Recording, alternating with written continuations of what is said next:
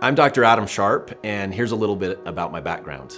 As an emergency physician, I saw a lot of problems. I saw all of the failures in the system that filtered down to the emergency department. We saw everything from people coming to the emergency department for, quote, unnecessary visits because they couldn't get their medication filled, but they didn't know where else to go. I had people who came in who were not acutely ill requiring the hospital, but their living environment was not conducive to healing. A man called 911 for abdominal pain. The paramedics came and picked him up and brought him to the emergency department. I walked in to see him and he said, "Doc, I just gotta be straight with you.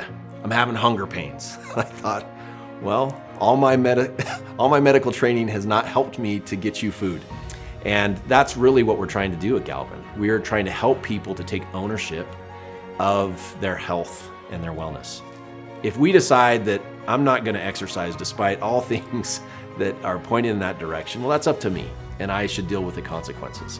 But the system should be aligned such that I am rewarded when I do the right thing. It's also using the blockchain and digital rewards in a way that in the future, it's a way for us to know that the transactions are complete and accurate and that somebody else isn't getting a better deal than I am when we have the same illness and live in the same area, because that just doesn't quite feel right. That's a future state of where we're going. But in my mind, if we were able to do this in a way that we trusted the information, then even research, again, we wouldn't worry that it's been passed through the lens of somebody else making money or somebody that we don't trust, whether that be a government or a pharmaceutical company or whatever it is. A few of the specifics that I feel are vital to the technology of blockchain and how it helps with health and wellness is that the blockchain is decentralized. It runs on nodes across the world for anybody willing to track it. So we don't have to worry that it's controlled by some entity that has some incentive that maybe actually isn't aligned with my personal health and wellness. So specifically, if I can track that I got my heart rate to a certain amount that has been proven in multiple studies over decades to help me to be healthier, and I can put that on the blockchain and be rewarded for it, that's novel. That's amazing. That motivates me to make sure that I've taken the time to focus on my own mental health and wellness, which by doing that in and of itself could drastically improve all of our lives, and has personally for me as I've been using this technology.